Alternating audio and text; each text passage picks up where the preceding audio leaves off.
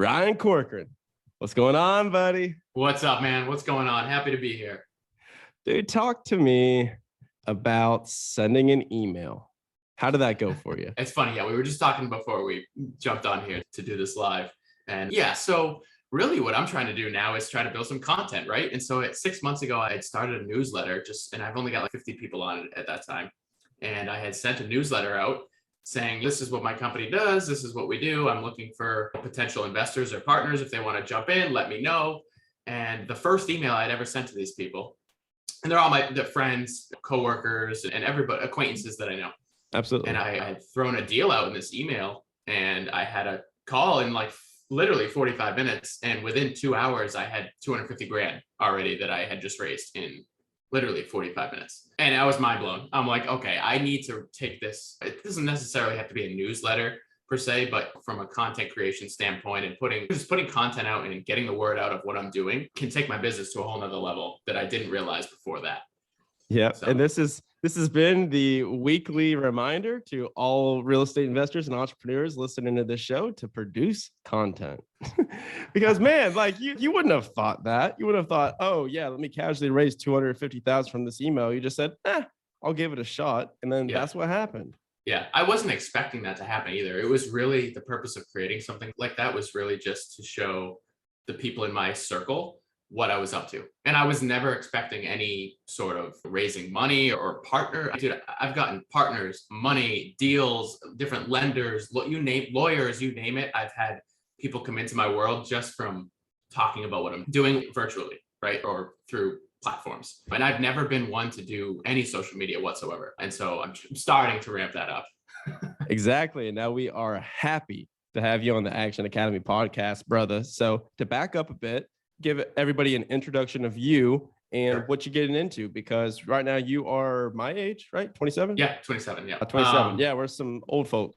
Yeah, over exactly. Here. All right. So just in a short nutshell, I am a real estate investor and I've got about a little over 150 units right now. And in about a month, I'll have a little over 200 by myself with some partners. But for the most part, I bought a duplex when I was 21, fixed it up.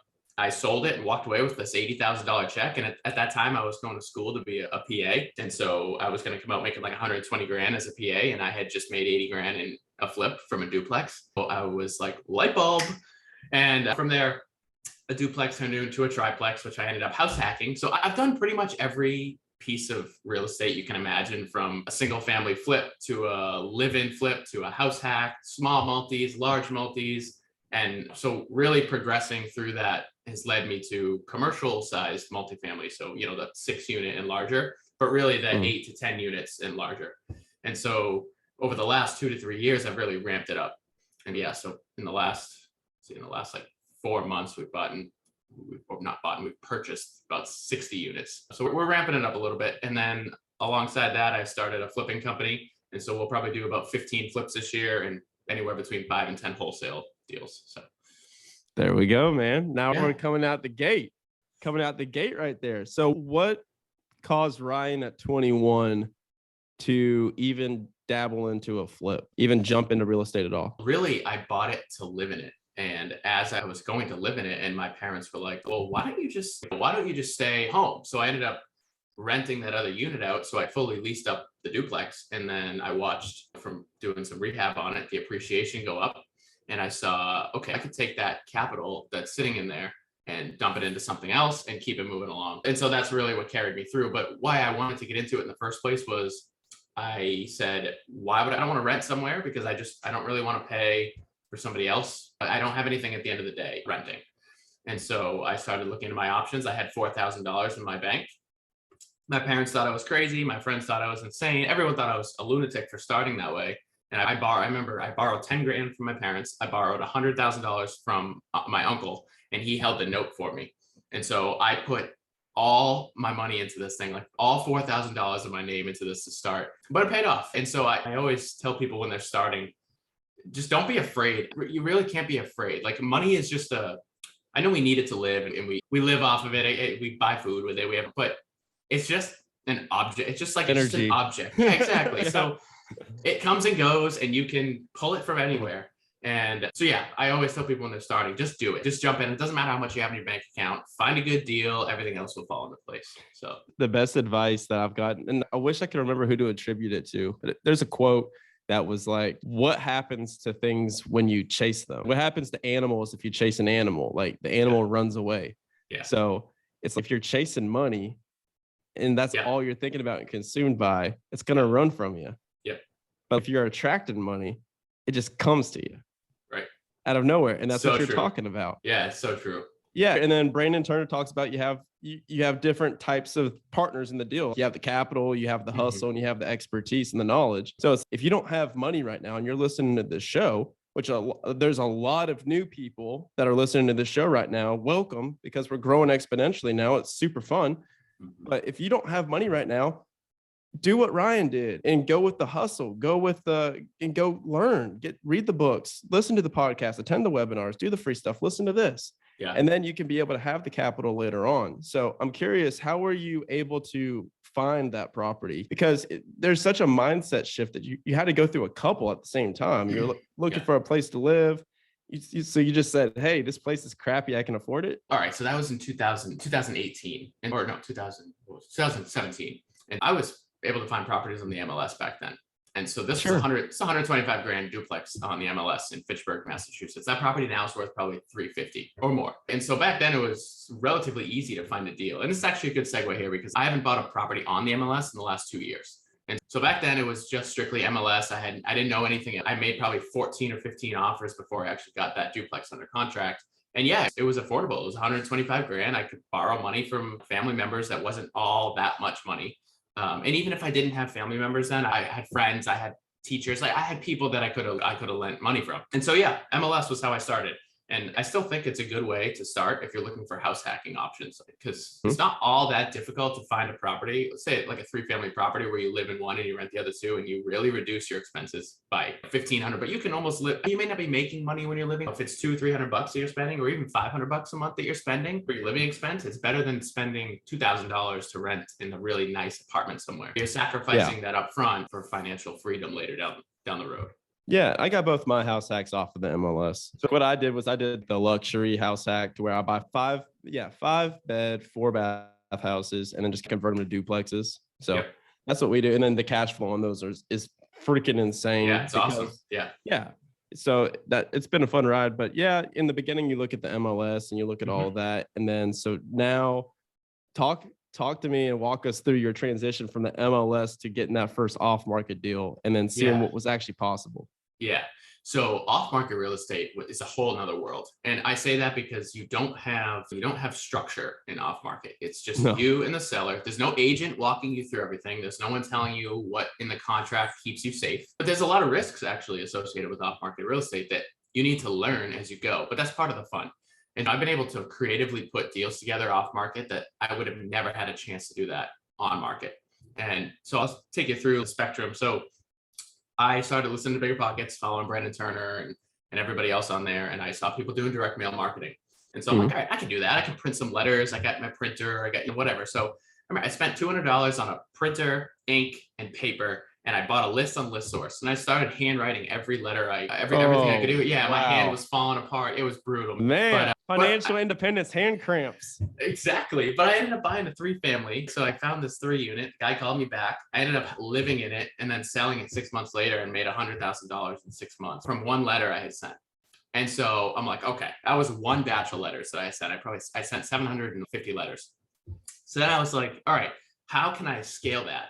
So I started outsourcing the actual sending of the letters. I would still do the lists and I do all that kind of stuff. But so I hired a company in Lawrence, Massachusetts called Open Letter Marketing. They're fantastic if anybody wants to use them. And they're not paying me to say that. They really are fantastic. But yeah, to this point now, I blast out maybe 10,000 letters a month almost to people. And I'm pulling in 4 to 5 deals a month, whether it's a flip, a wholesale, or a buy and hold. And it's strictly multifamily property. And these deals, we're getting these under contract for 60% off MSRP or market value. Yeah, it's unbelievable. Off-market real estate has changed my life and my real estate investing game big time. So what would you say the cost is of those monthly marketing bursts? So 10,000 letters, probably what, like 5-10 grand or? Yeah, so it depends on what you choose. You can do professional letters, handwritten with a pen, like auto pen letters, or you can do postcards. Those postcards are probably the cheaper end. You can get those for 30 to 40 cents. Yeah. But yeah, about 6 to 7 grand. Yeah, because and for people listening, at this point, everyone's been so bombarded by postcards that it's almost you need to go the handwritten kind of Yeah, way now. yeah, Like, is yeah. that what you've That's seen what I. too? Yeah, I've done a little bit of handwritten and professional. So it depends on who I'm targeting. If I'm Mm, targeting a property where somebody has owned it for, let's say, I put in the criteria like 15 or so years or 15 or longer years with a lot of equity, that person's going to get a handwritten letter because I'm trying to touch them personally. I'm trying to reach them in a personal way so they pick up the phone and call me back. But on somebody like me, if I got a personal letter from somebody for a 20-unit multifamily property, I'd be like, all right, that's cool. But if I got a professional letter with a logo and it was like, listen, we buy properties like this, we have the ability to close in this amount of time. I've called people back like that for properties. So if I'm sending it to commercial size real estate, it's much more of a professional looking letter. okay, cool. That makes sense. Yeah. So you walk us through the timeline here. So you buy, and I'm curious about this because here's what I notice over and over again. So you've got guys that are young that are killing it. And so me and you are the same age, 27 years old. People say, oh, look at this 27-year-old dude killing it. Wow, they're young. What are they doing different? Are they buying faster? Are they doing what? But then I see this and then I walk it backwards. I said, no, this guy's got 6 years of experience. You've got 6 years of experience. You've been buying since you were 21. My buddy Cody Caswell, who you'll meet in Go Abundance because my man Ryan here just joined Go Abundance. You'll meet Cody. Cody's 25 years old and he's worth like 2.2 right now because he started when he was 18. Yeah. So it's just time horizon. So walk us through the schedule here so that we could go into the different shifts that you had to make mentally to be able to go from the single families to the duplex, triplex to the small multi, so on and so forth. Yeah. So that's a good question. And I would say the biggest thing that took me from that smaller 2-family, 3-family to the larger properties was really partners. Like I got involved. I started meeting people, as everybody does, as you start putting yourself around other people. You meet agents, it's just everybody. You meet other investors as you're investing, and really sending letters. I met my largest partner right now. I met through a direct mail letter. I had sent a letter. His property manager called me back and said, hey, no, it's not for sale, but you should contact this guy. He's got 75 units. And at the time I was like, 75 units? Like, all right. So I called him up. Yes. Yeah, that was 3 years ago. And I called him back and I was like, Mike, what's going on, man? Like, my name's Ryan. We were from the same town. And he's like, what's going on? So we met up and the next thing you know, we ended up buying 100 units together. And so all from a direct mail letter. And so I'm a huge proponent on direct mail, if you can't tell, or just like really trying to promote off-market real estate. And okay, yeah. So the progression, I started meeting people doing bigger things. And he was like, why are you doing 2 families? Like you make maybe $300-$400 a month on a 2-family. That's awesome. How about $4,000 a month in a 10 unit or a 12 unit? And it really just opened my eyes and it really just made me realize that there's really no reason for me to stick with something when something else is doing that much better. And there's no difference. It's the same amount of work to buy a duplex as it is a 12 unit. In fact, you can get more creative to buy a 12 unit than you can to buy a 2 unit. And once I realized that, I was able to start putting together deals left and right on properties I had no business buying at 25 years old. Say more on that. Why is it able to be more creative? Yeah. Okay. So number one, it's commercial lending. So it's totally different. Residential, they're looking at you as the buyer. Okay, what's your W-2 job? How much money do you make? What's your debt service coverage ratio? Everything has to fit into this box. And if it does, they say, here's what you can qualify for. In commercial, they do look at that stuff, but the majority of it is, okay, what's the asset you're buying? Does it make enough money to cover our debt from the loan? And then is there enough cash flow left over where we can say, yeah, this satisfies our criteria? And so if you can find really good off-market deals, you can have not that great of a resume and still buy a property. And then on top of that, you can start bringing in private money, hard money, equity partners, and you can start taking down deals left and right, recycling the same capital. Versus in residential, if I were to say, hey, I'm going to bring in $100,000 of private money to buy this residential property, the lender's going to be like, no, like I'm not going to qualify. I'm not going to qualify you now because now you have another $100,000 in debt. Yeah, exactly. You have a gift. Yeah, exactly. Or a gift, exactly. But yeah, I've just used a really mastered creative financing. and combining them with off-market deals, and basically built my business around that. And I love that because it's a 1-2 punch, because you're beginning with your owner occupant, like house hacks, stuff like that, your MLS stuff, and you're taking advantage of low interest rates, because you probably got what, like a 3-4% back in 2016. Yeah. So I got 3.75 in 2018, 2019. Just got a 2.5 right before I finished up on my last house hack. So no matter how much it annoys me, I can't sell it, because that thing is a 2.5% interest rate. I'm like, come on, man. Why are you going to sell it and go to a 6, right? Yeah, exactly. So then as soon as you go from there, the rates are a little bit higher, right? So what are you looking at for commercial rates right now? Because I know everything's jumped up. To be honest, I just got a 4.75, which I still can't complain. But I want to tell the story real quick. We'll circle this back to the 250 grand that I raised from that one newsletter email. Let's go. So I had sent letters in Bristol, Rhode Island to apartment owners, and this guy had called me back. It took me about 4 months to get him to agree on a price. I ended up walking the property. It's worth 2.2 million. I did not have the down payment at that time. And I'm like, what am I going to do? Like, I have this really good deal locked up. And so at that point, I had just started sending out this newsletter. And so I sent the first newsletter out. I merged that deal that I didn't know what I was going to do with, and money that I had no idea where I was going to come up with.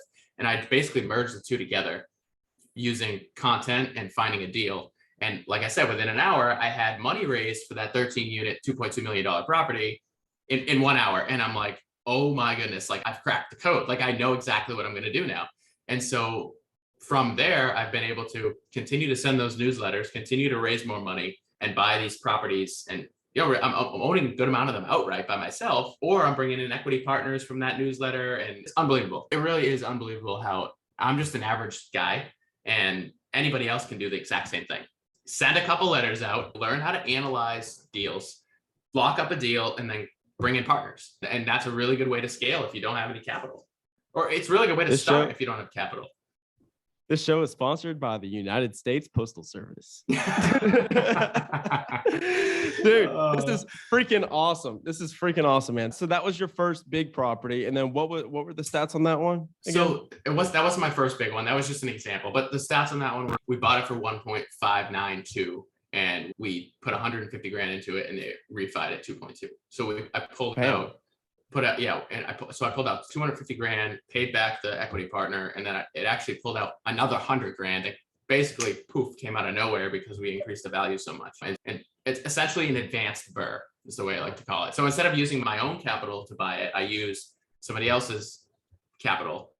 I BRRRR'd the property, and then pulled money out, and then there was another $100,000 that was pulled out just because we had increased the value so much. Yeah, exactly. And I don't say this to put anybody down, but dude, like that's $100,000 of tax-free money that's double the average American salary on just one real estate deal that I didn't infuse any capital into. And so that was a rounding error. Like that was just inflation, phantom money. Exactly. Perfect. So let's talk about, you alluded to the point that you got your first couple of deals and you got all this because of mentors, people that you were connecting with, and you were getting in the rooms with appraisers and realtors and all these people. Let's talk a little bit about networking and some of the best practices and tips that you've used, because myself included, like I've got a podcast now where I talk to 5 multimillionaires every single week. And so that's a pretty good networking tool. Absolutely. And you and I are good at it. So I'd love to hear what you're doing to be able to advance your network, because I have the opinion that money but time is even cooler and more valuable. And a step above that, relationships are the most valuable resource of them all. Yeah, I completely agree. And I guess I'll start this answer with an example.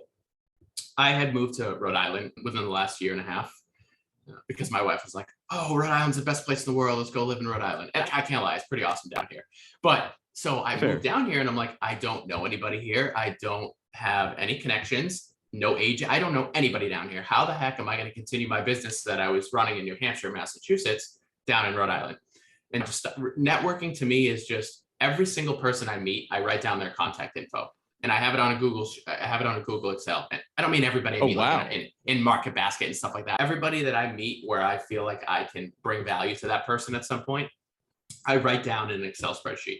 And so when we bought our single family house, the agent that helped us buy it, I have his contact. And what I did was I reached out to him and I said, hey man, do you know anybody who owns apartments? Do you know who are the big time agents around here? Who's the best attorney around here?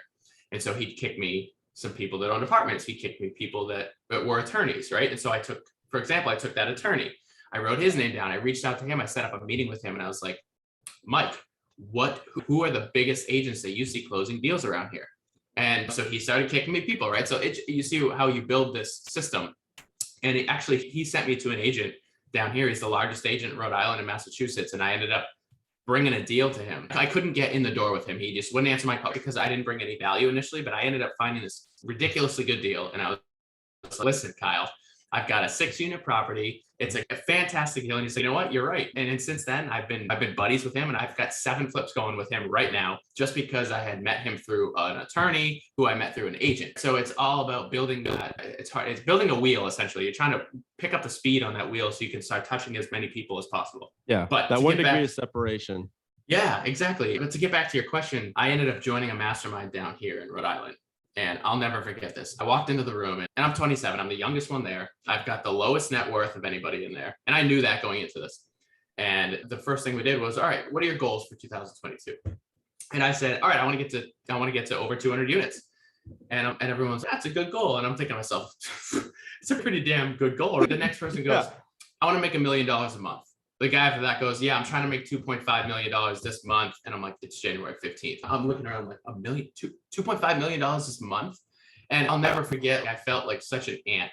But it's been almost a year that I've been in that group with these guys. And I have personally seen not only my income, but my freedom, my time, my business, everything has just gone to levels in such a short period of time that I would have never, ever imagined.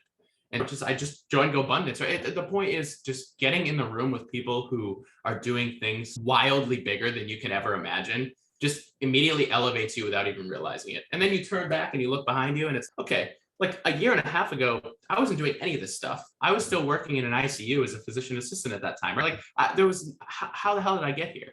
And it's really amazing. It really is amazing. Getting in the room with people is likely the most important, or largely the most important thing you can do if you're trying to grow a business. And it pisses you off when you realize that they're just normal people too. It's crazy.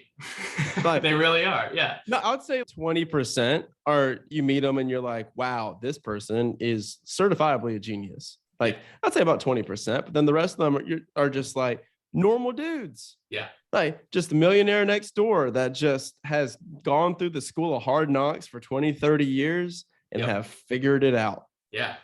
And it's crazy. It really is crazy. And it's crazy to be able to now not only associate yourself with them, but to be partners with them. And so every one of those guys, there's 6 of us in that group. I have partnered with every one of those guys on either 1 or 2 deals already in a year's time. It really is remarkable what it can do just getting around people. But you got to remember, you can get in the room, but like you really, to get value, you have to bring massive value to these people. Otherwise you just get brushed off. Talk more on this. That's important. That's where a lot of people miss the mark, because I'm in the same situation as you, because even in GoBundance, I'm on the low side of the totem pole, but for some reason people keep hanging out with me. It's the Venmos that I'm sending them for friendship. I'm going to give you an example where monetary value for somebody was massive value. I ended up sending letters and I came across this land deal where it was $225,000 for a 3 in Taunton, Massachusetts. And one of the guys in my group lived in Taunton, Mass, and he was developing real estate. And so I was like, Mark, I've got this 3-acre lot. The guy wants $225,000 for it. I guarantee we could probably put 4 or 5 triplexes on there and we could probably make some decent money on it. So anyways, I brought the deal to him when I could have just taken it down myself, or I could have passed it up, or I could have wholesaled it, whatever. We ended up going to meet the engineer who engineered it for us. So initially when we thought we could put 4 to 5 on there, dude, they approved us for 8 triplexes on a lot for $225,000. And if you want to dig into numbers, we can, but like at the end of 18 months, when these are all built and sold, we're talking like netting $5 million from one deal from an off-market letter. And so that is the type of value. Yeah. And so that's the type of value that I'm trying to bring these guys that I wouldn't be able to do it myself. I've never developed before. But because I was able to find a really good deal and bring this ridiculously large value deal to somebody who I know could take down the deal, we're splitting it 50-50. And now moving forward, if I ever come across a land deal or I know anybody who has land, guess who's going to get that deal? And who's going to get 50% of it? Yeah. And so it really is. You got to bring value to these people for them to bring value back to you. And I'll circle back to those 7 flips I have going on right now with him. I didn't find any one of those deals. He started kicking me deals now. So now I don't even have to find my own flips anymore, at least for him. And it doesn't take all that much. One really good value for bringing value to somebody can leave a long impression on people. I think people need to shift more to asking that question. I think people are so caught up in asking, how can I get in touch with this person? How can I get mentorship from this person? How can I get coaching from this person? Instead of asking the question, how can I be the most valuable version of me to attract these people? Yeah. Because to your point, like you're doing it with real estate and your deals and everything. And there was a time period where I thought that was me too, because I was like, oh, okay, I'm doing some real estate and I'm still doing real estate. I'm going to do bigger deals here shortly, jumping into the commercial space. But it's just like, for me, I thought I was going to do what you're doing. And I thought that was my path. And then I found out that there was just so much friction associated with it. I was just like, that's just not my thing. And it's okay. Yeah. I think it should be a universal law. It doesn't have to do with just real estate. It could be with podcasting. It could be in another business or even just as a W-2 job. I think bringing a huge amount of value to somebody in any world does unlimited amounts of benefits for you and that other person. And exactly. It doesn't have to be just real estate. It's just what I do. I know, and that's what's so cool. That's what's so cool about it is we can take these principles and we can apply them. Like everything that you're saying, I'm pulling out things that people that are listening to this can apply no matter what they're freaking doing. Yeah. Because everything you're saying is a freaking gold mine of information and actionable stuff that people can do.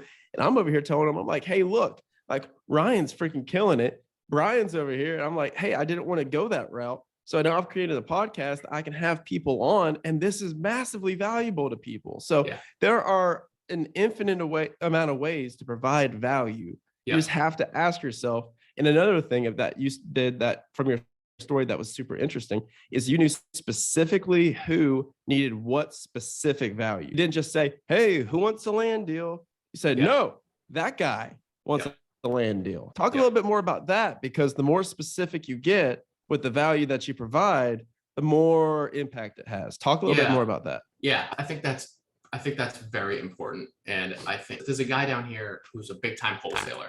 And so he's got this massive buyers list. And he kicks these properties out to 5,000 people. And I'm not even joking, it's 5,000 people. And he's moving like 100 plus properties a year. And I think it's fantastic. I'm not a wholesaler at heart. So I don't want to be building this massive buyers list to kick, but so what I do is, like I said, everybody I meet who I think I can bring value to at some point, I put them in a sheet and I have their number, their email, and then I write a little blurb next to it. Like, okay, like what likes land, real estate, or is a large agent in this specific area, or is an attorney who deals with probate. And so when I come across that specific deal, because I'm continuously bombarding people with off-market real estate, every day I come across something new that I haven't seen before. I've built this list where I have somebody that I can bring that to.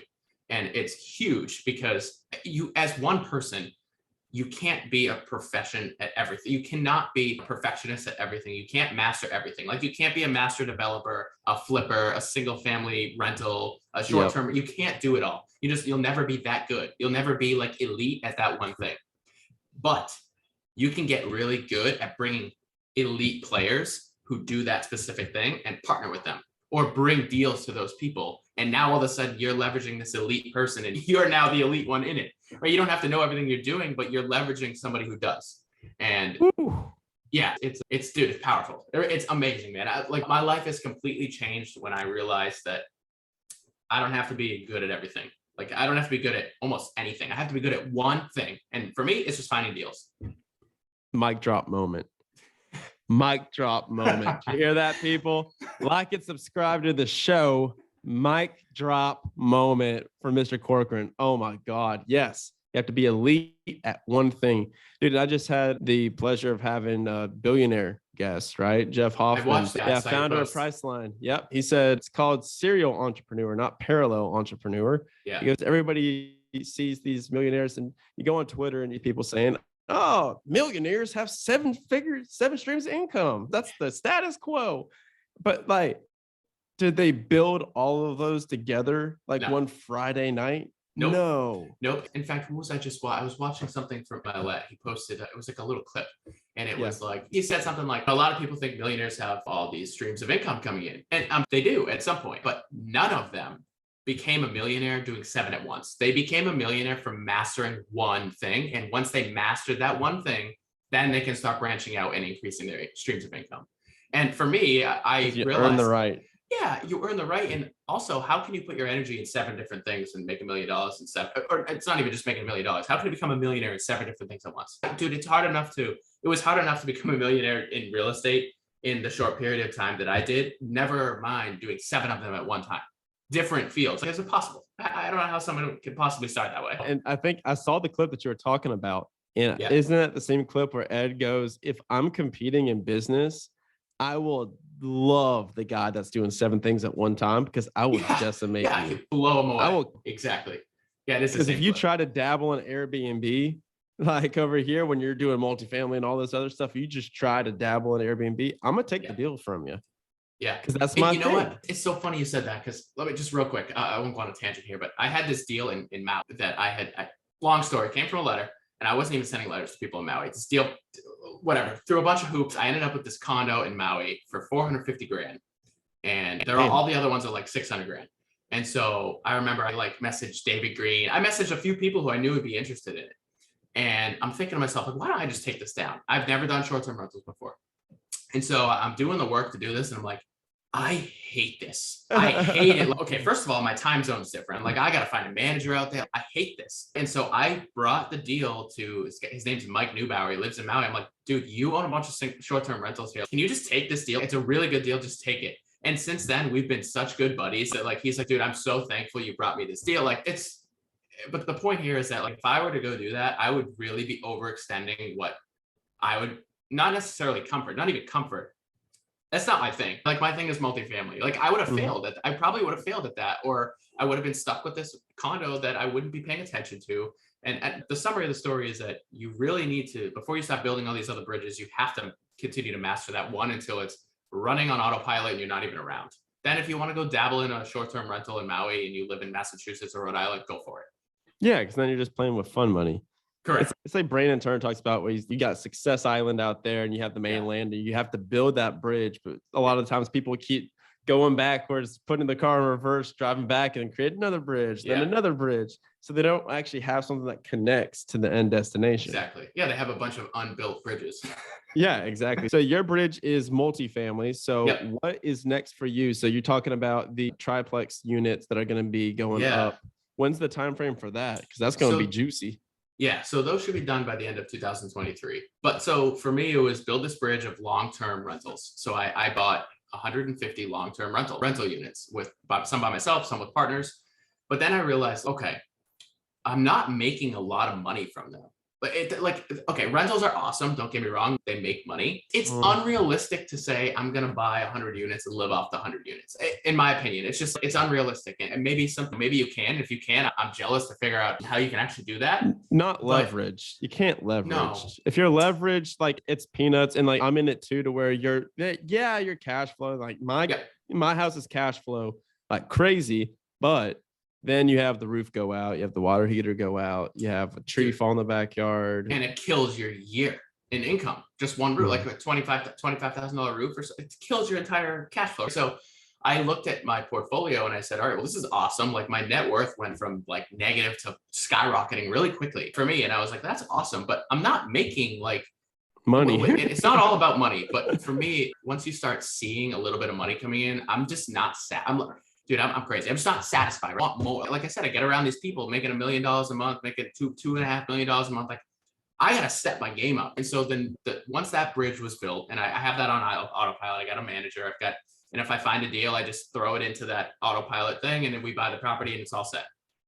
The next thing I've been doing is flipping multifamily property. So I'll buy these 5 or 6 unit properties that are below rents. I'll go in there and I'll increase all the rents up. I'll do a little TLC, and then I'll post it right back on the market and I'll flip it. And dude, the things I'm making 100, 150 grand a flip. And so that's like the next bridge that I've been building. So instead of keeping every single one of them, I've been either wholesaling them or flipping them. And what's your criteria to keep it as opposed to flip? Okay, so if it's a deal where I say I cannot pass this up, and I don't really have it's not necessarily a number. You don't have a buy box, yeah. Yeah, the buy box would be if I can burr completely all my money out of this, I'm just gonna keep it. Because at that point I have $0 into the deal and it's making me money. Yeah, it doesn't matter. But if it's not quite, I'll give you an example. I found a 10-unit deal in Woonsocket, Rhode Island, and I typically would have bought this deal, but I wasn't gonna be able to pull out all of my money. And so, and I don't really know what's going on with the market. It was a really good deal. And so I brought it to a guy who I knew would buy this property for 800 grand. And I had locked it up for 775. And I said, listen, man, I'll sign the contract to you for 800. He's still getting 80K per unit, which is a killer deal. It should be 110. And he's, dude, this is awesome. Thank you so much for bringing me this deal. I'm like, absolutely, man. He makes money. I make money, and I move on. And so, yeah, that's just an example of a flip that I would do. Yeah, sure. So I've got one more question, but before I get into that, I'm curious just personally. So have you, because you're surrounding yourself with people that are so substantially further than you, and I do that too. So everyone that I hang out with and I talk to is just, oh yeah, I'm making $1 million passive or making $600,000 a month or something like that. I'm just like, oh, cool, casual. That's normal now for me. Dude, do you is it hard for you to sometimes remember that we're actually doing pretty good too? It's tough. It's like when I feel like we're doing nothing. So I look at myself as like this medium, right? And so I'm floating in this medium, and I have people that are, at least income wise, are below, and then I have people that are above me, and I keep floating in this medium where I would meet these people making a certain amount of money and living the life I wanted to live. And then once I reached that point, I now am associated with people who are even higher. And then there's those people who are still people lower than me. So floating in this medium, and I do sometimes sit back and say okay, I'm doing pretty well. I'm proud of myself where I'm at, but I've never sat down and said, I'm satisfied. I'm satisfied where I'm at. I have never done that. And I probably will at some point. I'm always in growth mode, and I'm always just trying to move on to the next. How can I build this business? Who can I hire to do this? And but I'm always trying to better myself, and I enjoy that. I genuinely do. It doesn't really bring me down to say that I'm never satisfied. I am. I love. You know what, man? Not many people can say that they love their life. Right? How many people do you know this walk around and be like, I actually love my life? But I do. I genuinely love my life. I love my wife. I've got 2 dogs, dude. I love my family. I've been blessed to be super healthy in my life. And yeah, I love every single day, dude. I get up at 4:00 in the morning every single day, Monday, Tuesday, Wednesday, Thursday, Friday, Saturday, Sunday. I work out, I read, I do my thing, go through my day. I have a smile on my face. I just love my life, and I wouldn't change anything. And part of that for me is growth. If I'm not growing, I feel like I'm stuck in a rut, and I don't like that. So I'm always trying to grow. Thank you. I keep trying to tell people this, and I think people are starting to listen to me because now I'm also proving a point. All right. So for those of you that maybe are brand new listening, and this is your first show, first off, welcome. This is a freaking awesome show, but I'm literally filming this. This is the first international episode of the Action Academy podcast. We are filming this in Hania, Crete, which is an island in the Mediterranean. I was going to say, dude, I don't even know where that is. South of Greece. It is the largest island in Greece.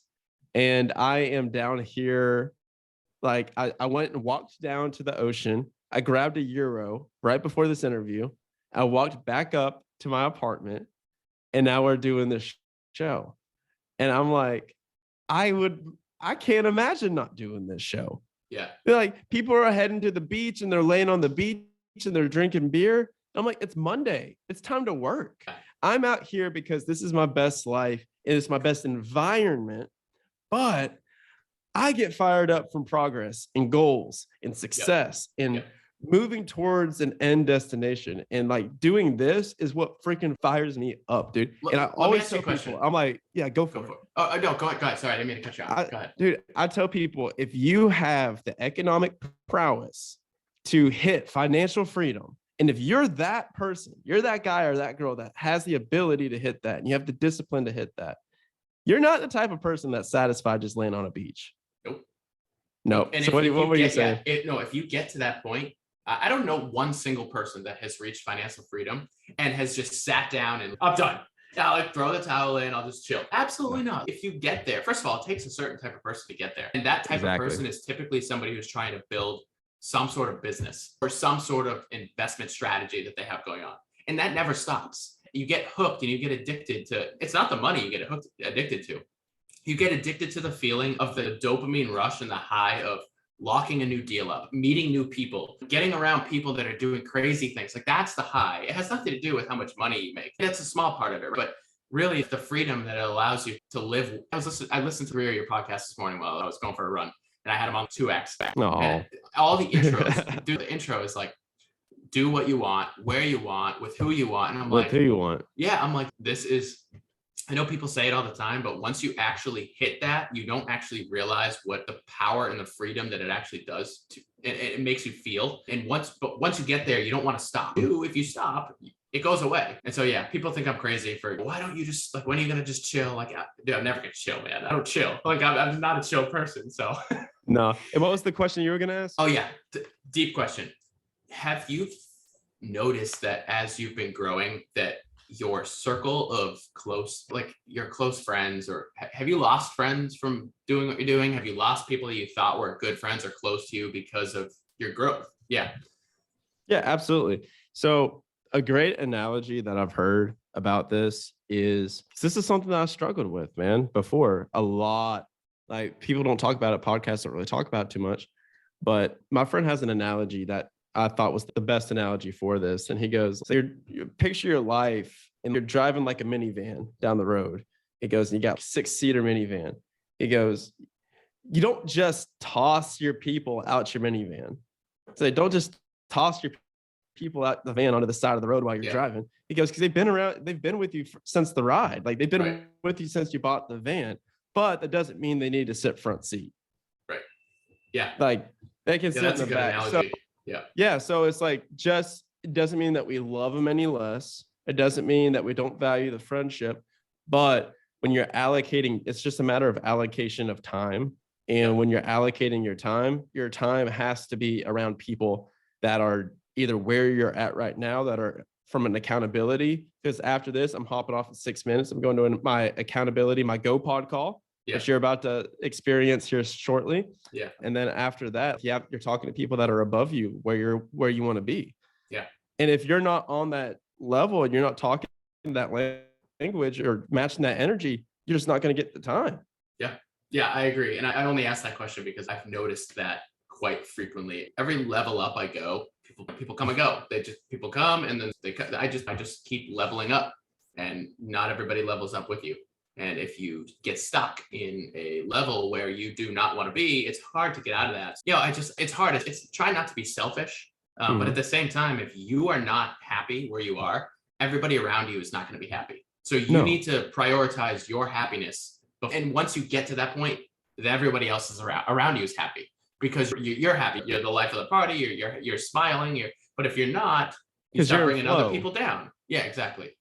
Yeah, when I first in the beginning, so you're in the stage, like you're ahead of me, but I'm in the stage where it's like a couple years deep, like 4 years deep, you're 7 years deep. So it's just like in the beginning, everyone shit talks you so much. And like in the beginning, which is when you need the most support. Yeah. Everyone, dude, my family told me that buying a house hack was the worst idea, that I was going to go bankrupt. I was living in an apartment, a high-rise apartment by the Brave Stadium in Atlanta, Smyrna, Georgia. And my roommate at the time, he's my best friend since college. He said that he hopes I go bankrupt for leaving him in that apartment. Now he has to figure out what he has to do now.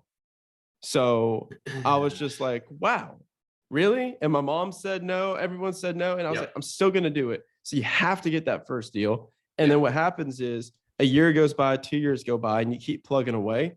And then all of a sudden you come out on the other side, you're like maybe year 3 or 4 or 5, people like they stop talking. Maybe they'll still be like, oh yeah, the audacity of that guy. But now they're like, okay, what Ryan and Brian are doing is working.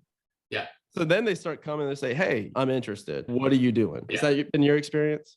Yeah, I very similar story. My family was like, why don't you just, dude, I was making 125 grand a year as a PA at 26 years old. And my wife, my family, they were like, what are you doing? What are you don't doing? Even get started on that. The corporate thing, when I left the corporate job, oh my God.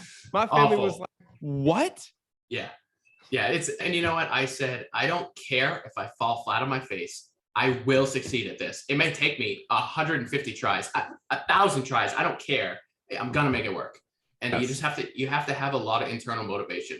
To be an entrepreneur, you have to have such an extreme amount of internal motivation that the external factors don't even affect you. Like they can't affect you.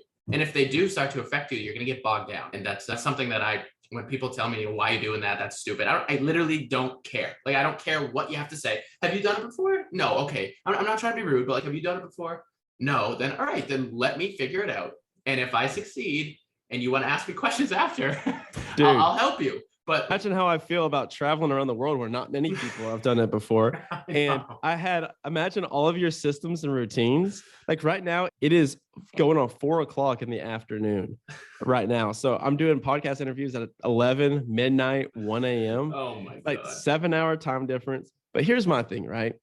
I'm traveling around the world right now to enjoy it for sure. Best life ever. But it's higher than that because I'm also trying to prove a point. I'm trying to say, okay, like proof of concept. Here's how to make this work if you want to do this. Yeah. And like, here's how it doesn't work. But anyways, brother, where can people find you? Where can people get in touch with you so that they too can get one of these screaming deals and get on your Excel sheet? Yeah, dude, Instagram. I just started a TikTok. I'm going to be on YouTube. I'm just starting to blast out content wherever I can. And I hope people can learn from it. It's really what it's all about. Cool. What are the handles? Oh boy. I think it's RJ Corcoran 08 for Instagram and TikTok. And then YouTube is just my name. I'll send you the links. You can stick them in the show notes. Spoken truly like a man that's just now getting into the world of social media. But remember, ladies and gentlemen, this man sent out an email, raised $250,000 with this level of social media knowledge. You can too. Exactly. I love this has been awesome, man. I really appreciate it. Appreciate it, buddy. This has been Brian and Ryan signing off with the Action Academy podcast. And